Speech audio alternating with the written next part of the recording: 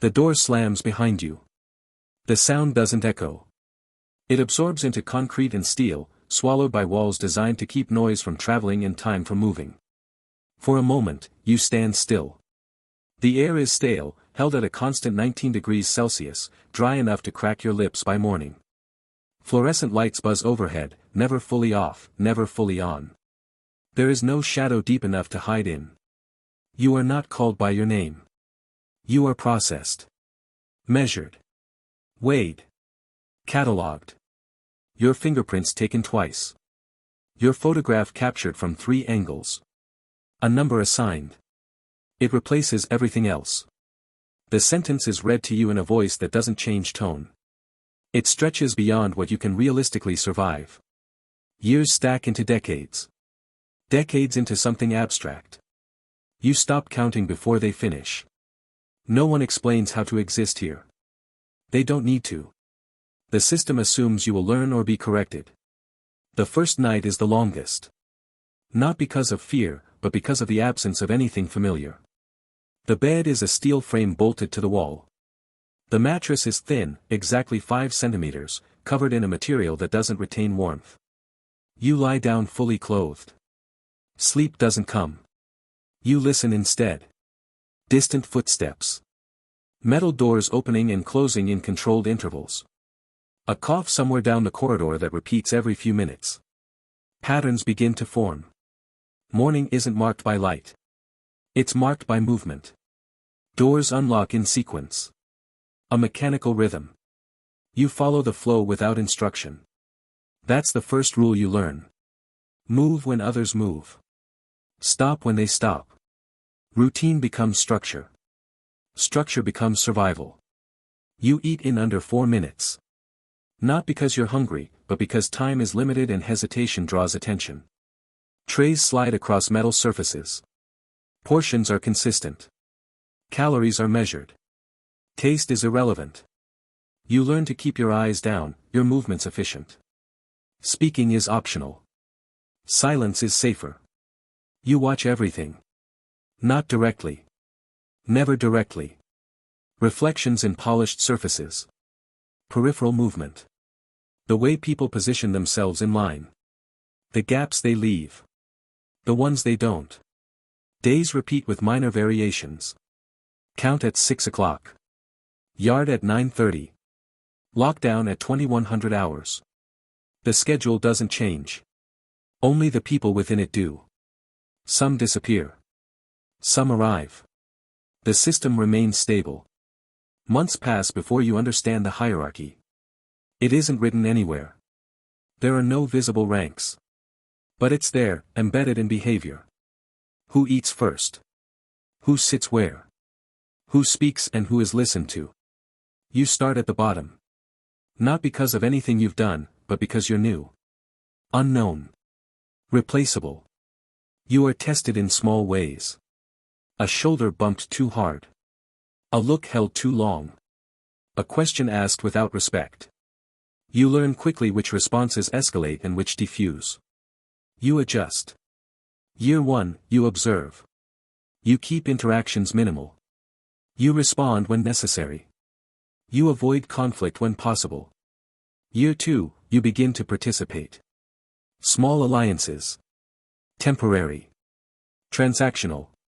You trade information. You exchange favors. Nothing is free.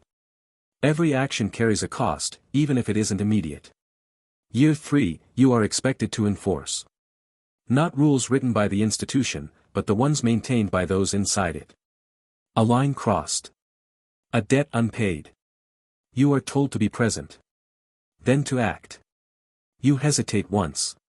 Only once. It's noticed. You don't repeat it. Promotions are not announced. They are assumed. One day, you are no longer the one being tested. You are the one applying pressure. The system inside the walls mirrors the one that put you here. Structured. Impersonal. Efficient. There are rules you follow without being told. Never refuse a direct order from someone above you in the internal hierarchy. Never create unnecessary noise. Never draw attention from the guards unless it serves a purpose. You learn to navigate both systems at once. The official one and the unofficial one. They overlap, but they are not the same. You file grievances when necessary. Not to resolve anything, but to create records. Paper trails matter. Dates. Times. Incidents logged in precise language. You learn how to write just enough to protect yourself without implicating anyone directly. Creative compliance. Numbers define everything. Time served. Time remaining. Minutes in the yard. Seconds during counts. You measure your existence in controlled increments. Your identity shifts gradually. Not in a single moment, but through repetition. You stop reacting the way you used to. You stop expecting fairness. You stop imagining outcomes outside the system. Relationships outside fade. Calls become shorter. Then less frequent. Letters arrive, then stop. You don't ask why. The distance explains itself. Inside, relationships are functional. Built on necessity. Maintained through balance. You trust no one completely. Not because of paranoia, but because the system rewards self-preservation over loyalty. You become quieter. More precise. Your movements calculated. Your words reduced to what is required. The crisis begins with a reassignment. No explanation. Just a new cell number. A new door. It closes the same way. Absorbed. Your new cellmate doesn't follow the rules. You see it immediately. The way he moves. Too direct. Too careless. He speaks without measuring tone. Holds eye contact longer than necessary. He doesn't understand the structure. Or he refuses it. You try to correct him indirectly. Small signals. Timing your actions to show him the pattern. He doesn't adjust. Within days, others notice. Attention shifts toward your cell. Not openly. Subtly. You feel it in the pauses, the slight changes in routine around you. You report nothing. Reporting creates records. Records create scrutiny. Scrutiny spreads. Instead, you wait. The tension builds in increments. A missed signal. A delayed response. A line crossed that shouldn't have been. You calculate outcomes. If he continues, it reflects on you. Your position weakens. That invites pressure from above. You are given no direct order. You don't need one. The decision forms slowly, then all at once. Act first, or wait to react. Acting first establishes control. Waiting risks losing it. You watch him as he sleeps. The room is quiet except for the hum of ventilation. The light never fully dims. Your mind runs through scenarios. Timing. Consequences. Visibility. You understand what is expected. Not by the institution, but by the system within it. You act. It is quick. Controlled. Minimal noise. Just enough to establish the boundary that was missing.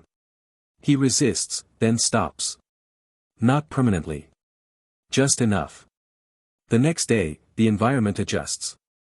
The tension dissipates. The hierarchy reasserts itself. You are no longer the variable. No one acknowledges it. They don't need to. The system has corrected itself.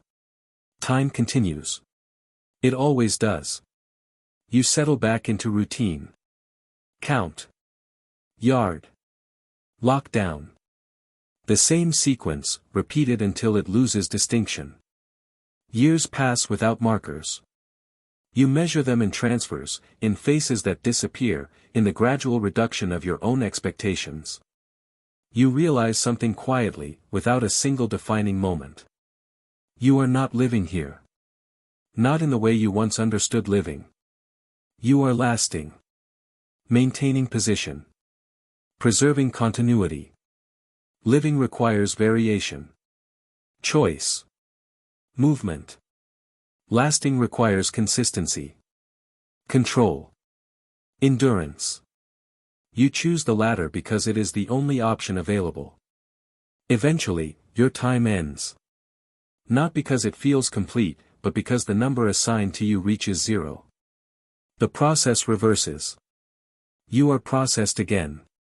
Returned in the same way you arrived. The door opens. This time, the sound carries. It echoes briefly before fading.